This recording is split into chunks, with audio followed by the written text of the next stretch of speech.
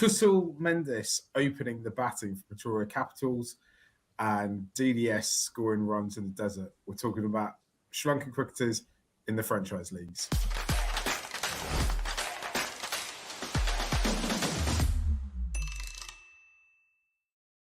I'm Mark Machado from the Murray End, and I'm joined, as always, by Estelle Devon from the Paparay. Before we start, a little bit of housekeeping. Firstly, if you want to leave any comments, if you're watching this, I think you could be watching it live on YouTube and on Twitter. Please leave us your thoughts. We'd love to hear what you think. We'll come to them at the end of the show. Secondly, I should also let you know that for the second time, they've let me drive the show, as it were, again. So if there's any technical issues, I'm going to say it's because it's my second time doing this and not because I'm a natural born idiot. Though probably the latter is actually the reason. Right, you listen to Sri Lanka 99.94. We are talking today about all our players, all the Sri Lankan players off playing franchise crickets in various parts of the world.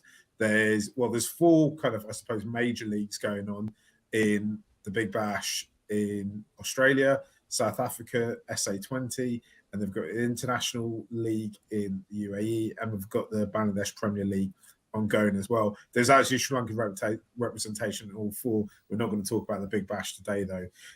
Estelle, let's start by talking about Kusal Mendes in the South African League. I'll tell you how my days have been going the last few days. I wake up in the morning, I check to see if Jude Bellingham signed for Liverpool, and when I find out he hasn't, then I quickly go into ESPN Cricinfo. I check all the franchise games that are going on. I look to see if there's any players, Sri Lankan players, that could possibly make the team, and then I hope and pray that we'll see some of them in action.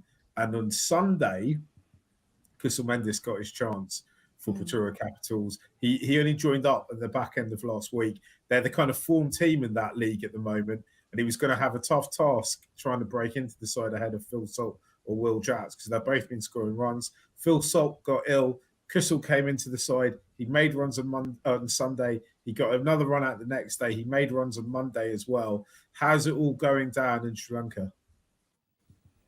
Yeah, I think, first of all, the SA T20 is not, broadcast in Sri Lanka. So the only way people are watching it is through those dodgy streams. But I think it's going down pretty well. I don't know if it's unexpected, his success. We've seen him, how well he's gone in the last couple of years, or last year since he started opening the batting for Sri Lanka. He's been in superb form. It's weird because we've just seen him struggle in an ODI series in perfect batting conditions. And then he goes to South Africa, where, we haven't played that much in the recent past, and he's done well for the Pretoria Capitals. I think it's not that surprising, but it's really good to see, because it almost kind of vindicates you for having, that faith in a player like Mendes, who a lot of people kind of had written off maybe a couple of years ago, saying he's not a limited overs player, or, he's a flat track bully, whatever. But yeah, so it's good to see him score some runs. Like you said, wasn't easy getting him into the 11. I think I noticed even on Twitter, you had asked, tweeted out whether he'll make the playing 11, and there were a lot of comments mentioning that it might be tough to break into that side. But I think he's made something out of the opportunities he's gotten. Maybe not the most of it, but hopefully we'll see him feature more for the Capitals and see him really make an impact. Yeah, it's interesting because at the moment, kind of at the end of Sri Lanka's last kind of batch of T20 games, and if I'm going to kind of begin that batch from the beginning of the Asia Cup all the way to the end of that kind of India series we just had. Kusal was one of our kind of form players, right? And the reason why I'm excited about what might happen when he goes away to play franchise cricket is because if he was Australian, if he was English, if he was South African, or if he was Kiwi, or if he was West Indian, you'd expect him to be playing in all the franchise leagues all the time, right? You'd be expecting the form English opener or the form English batter. You look at, I'm not saying he's anywhere near, he's as prolific as Josh Butler is at the moment, but he's our kind of, he's our big hitting opener, and I want to go see him playing around the world, and I want to see him have the opportunity to go and earn the big bucks around the world. And also, I want to see him develop his game playing around the world. Right? He's turned up at in Pretoria. There's a whole different coaching setup over there. He's not really played as much franchise cricket as his kind of his other international peers might have around him, and we have a lot of discussion when Sri Lanka play T20 about strike rates and why we're not hitting boundaries and stuff like that. I just wanted to see, how does he compare with Mm-hmm. with other players, right? In that side, there's a lot of, I mentioned the other two openers that he's got to compete with. Will Jacks doesn't open for England at the moment, but he will do soon. Phil Salt's kind of broken into the England Mm-hmm. white ball Yeah. setup in the last couple of years. Just from, I cover a lot of the 100. I've seen a lot of those two players play. I'd say Phil Salt is probably, he's a wicket-keeper batsman as well. I think he's maybe about 18 months younger than Kusal Mendis.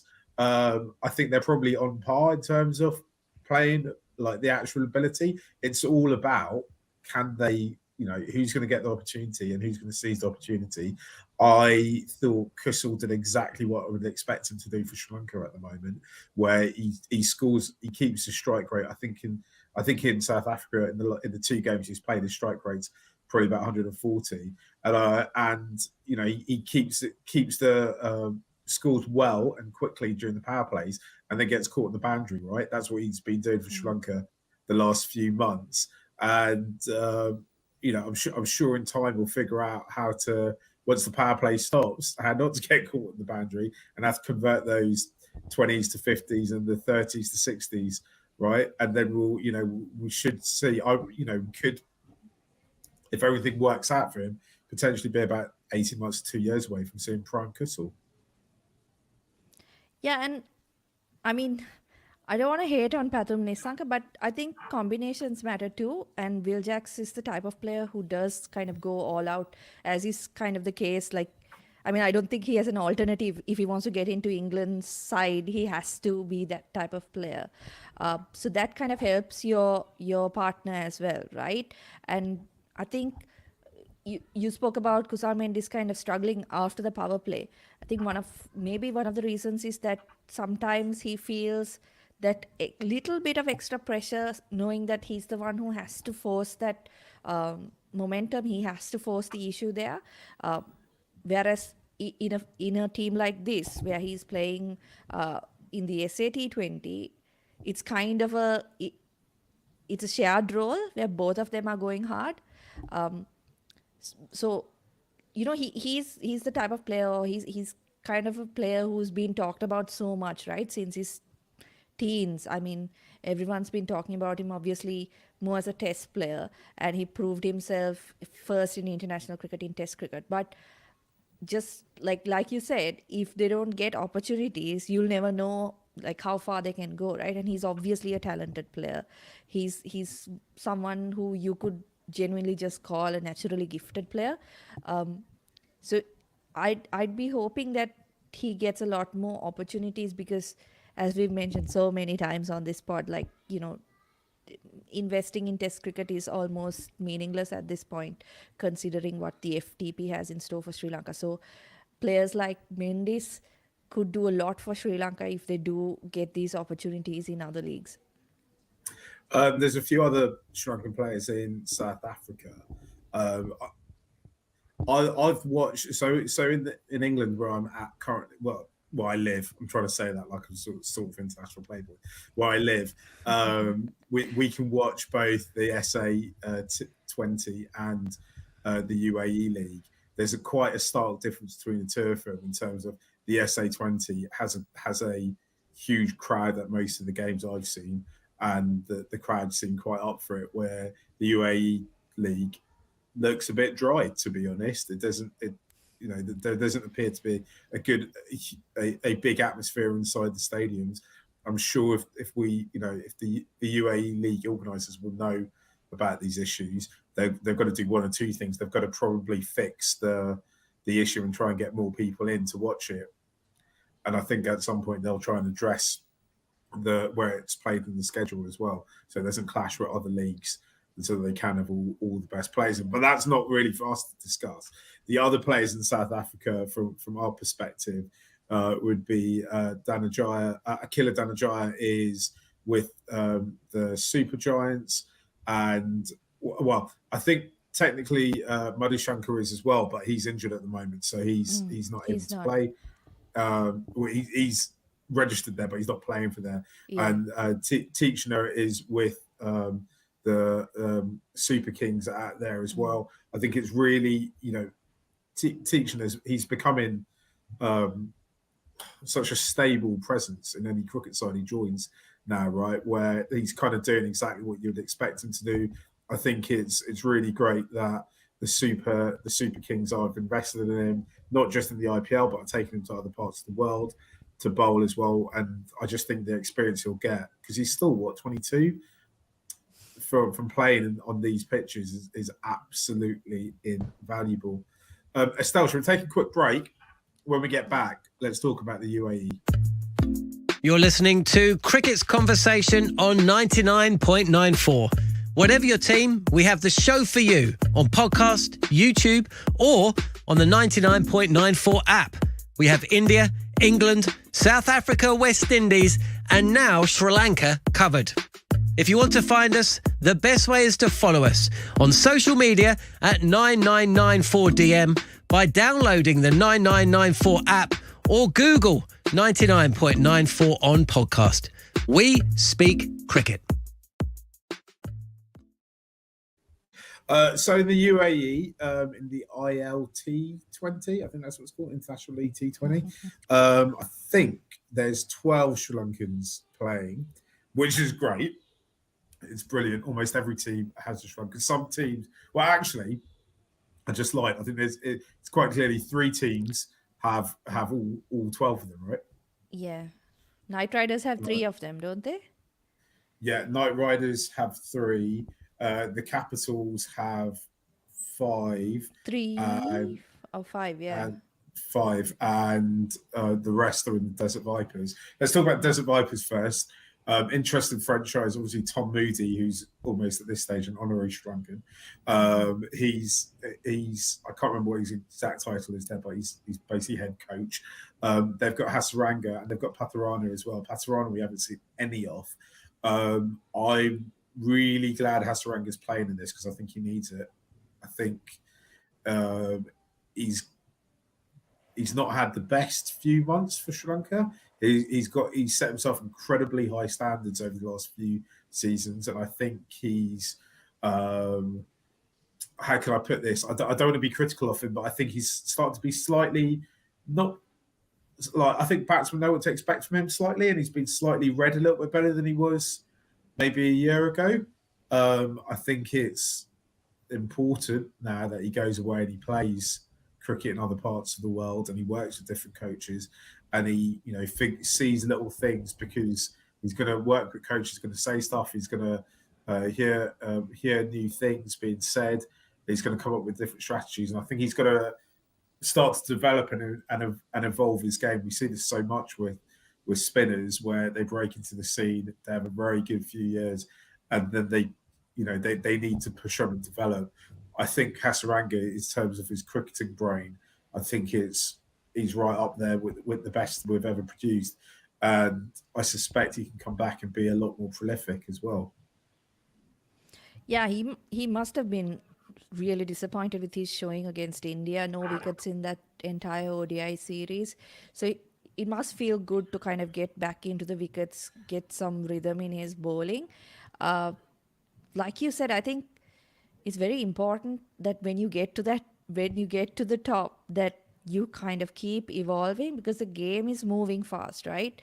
And particularly with all these new leagues, I won't say the ILT20 is the same standard as international cricket, right? It's obviously not. But with these leagues, players are evolving. They're playing a lot more cricket. They're playing a lot more quality opposition. So they're going to figure you out eventually. And so as a bowler in particular, you need to be growing all the time. And Hasaranga is a really hard worker, I think. I mean, just watching him at training, he's nearly always the last guy out of the nets. He's always trying something new, trying to innovate. So that hard work part of it is down. I think it's just a little more, like you said, working with different coaches is obviously going to help him uh, kind of develop the tactical, analytical side of his game, because we do see that sometimes lacking, not from him in particular, but from the Sri Lankan side as a whole, in periods of play, right? And he's been given a senior position. He's been named vice captain of the T20 side, so he's got all that going for him. Uh, just that, you have to keep up with things because the game is moving so fast. I think also he's very much a confidence player, right? He seems like it. When he's getting wickets, he's going to be all over the opposition. But sometimes, like we saw in the series against India, when they went after him, sometimes he gets stuck. And I mean, sometimes I don't know if I'm being too harsh on him, because the Sri Lankan batters weren't getting enough runs for him to do anything anyway.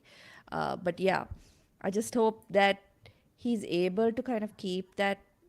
He's been kind of fantastic over the last 2 years, right? So if he can just keep that going, he's obviously going to star for Sri Lanka in next decade or so. Yeah, let's talk about the Knight Riders. They've got three of our players. They've got DDS, Asalanka, and Lauru Kamara. Lauru has actually taken to franchise cricket and playing for them like a duck to water, it seems. He's been playing a lot more cricket, or it feels like he's been playing a lot more cricket more consistently the last few months since he basically kind of made his return from injury in the World Cup. And the more I see of him, the more he looks like he's back into a rhythm, Yeah. and it looks more natural, right? There was some kind of some people who watch Lankan cricket had some question marks over him and how effective he would be, but he's actually just bowling really quick and he gets a bit of movement on the ball, and it's really difficult for batsmen to play. So even if he's not going to get wickets, he's not going to go for a lot of runs, is he? And it feels to me like he's got more control over his bowling than he's ever had before, and it's just great to see the improvement. In fact, probably for the Sri Lankan players who are abroad at the moment, he's probably been the standout in terms of most consistent, I'd say. Yeah, and it's so good to see, right? I mean, coming from that downfall, if you can call it that, at the 2021 World Cup, where he couldn't defend 16 in that last over against South Africa, and so much was being said about him on social media. And a couple of months later, similar thing happened in the LPL, and he was in tears, right? Uh, he's come so far since then. I think, like Mendes, he's a obviously gifted player, right? You don't get bowlers in Sri Lanka who can bowl at that pace. He's naturally gifted.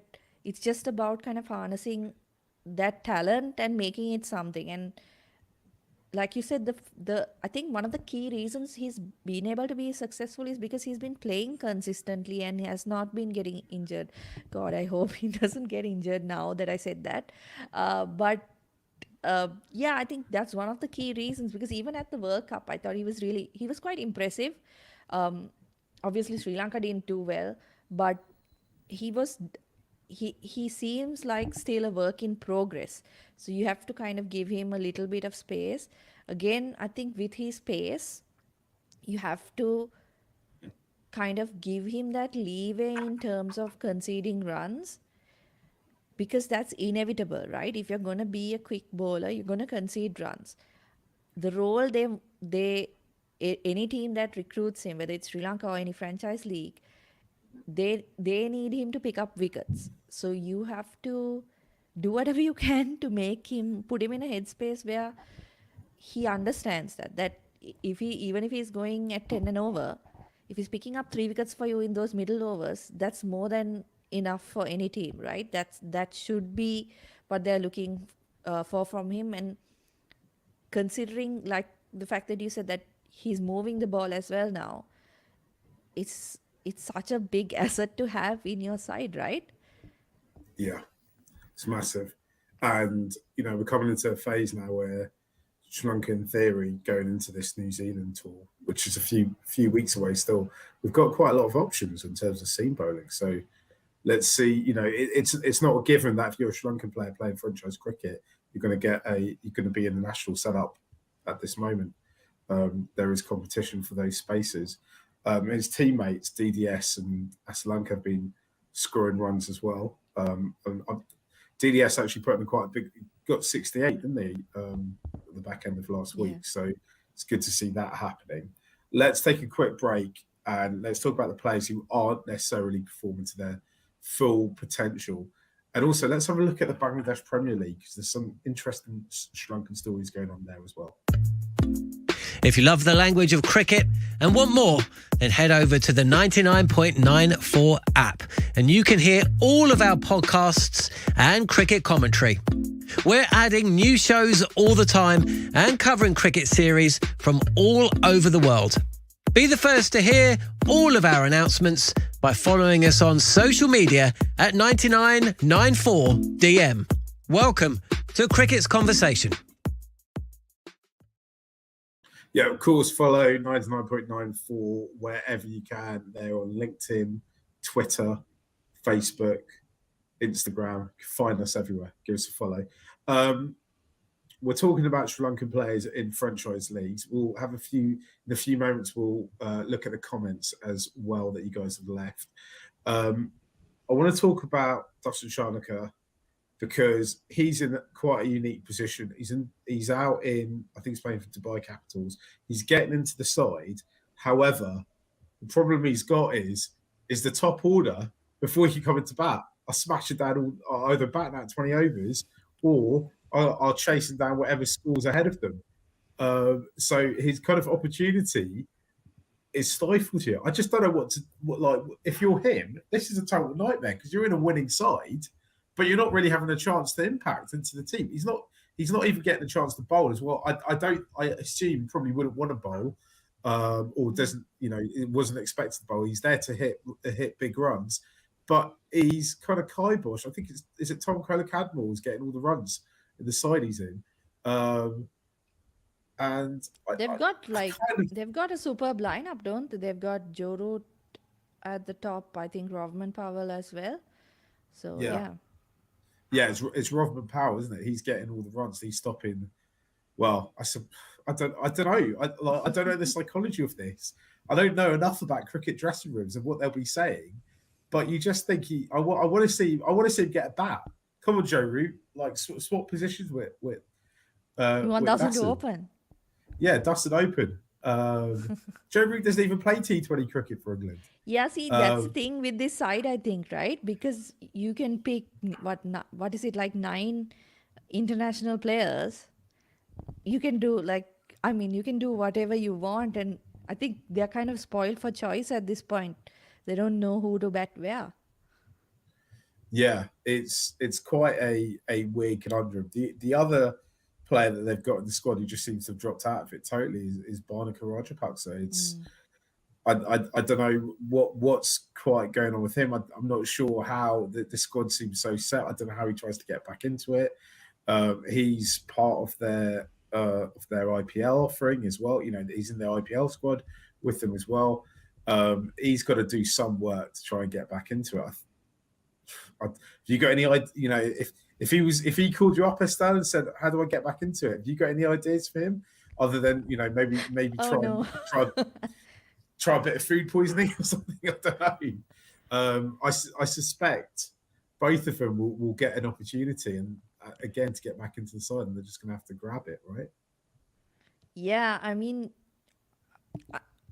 I don't know if I'm right, but I feel like maybe SA T20 may have been a better option for both of them. Maybe they would have gotten more opportunities because, like I said, like 9 international players. You also want to give everybody an opportunity, right? Because these are like marquee players. Even guys like Yusuf Pathan who haven't played for India in years. There are people who potentially might bring in some crowds or numbers via their streams. So it's tough getting into that side, and I don't know Dasun how long he can hold on to that spot because, I mean, like you said, he's not getting opportunities, but They're not going to think about that when they want to bring in another player, right? And that's why it's so important that he builds up the bowling aspect of his game, because then, It's I going to have mean, an impact on these matches, yeah, right? If he's yeah. selected. Yeah. Because, like, Um, if you imagine him uh, with the runs he's gotten over the last year, if he'd been bowling like, say, 2 overs every game, I think he'd be in the conversation a lot more when it comes to these leagues. I absolutely agree. I want to look at the Bangladesh Premier League. There's two Sri Lankan players. There's a few Sri Lankan players out there. I think Pataman Sankar's out there scoring runs, and a few others. But there's two that I think are worth mentioning. That's Veerskanth, who obviously made his name in for Jaffna recently at the most recent edition of the LPL. He's got his first taste of franchise cricket, and he's picking up wickets and not going for many runs, which is good to see. He's a spinner in his first season, going round, which is good. And there's also Chaturanga, Hasaranga's brother, who is he's 33 years old. He's been around Sri Lankan domestic cricket for a while. Don't say 33 like it's like ancient, okay? Well, it's still younger than me. He's been around Sri Lankan cricket for a little while. I think did he play a couple of ODI games or T20 games? Yeah, he did. A few years back. Yeah. Yeah. He did. He's played for the Lanka Legends side, and kind of out of nowhere, he ends up opening the batting. I can't remember what the franchise he's playing for, but he does quite well, right? He got about 34 at a quick, rapid pace. Could we be seeing the reinvention of Chaturanga as a player? And is this yet further reason why actually other franchise teams should take a closer look at the Sri Lankan domestic setup? Because there's loads of gems, unpolished diamonds in amongst them who can come and do a job for your franchise.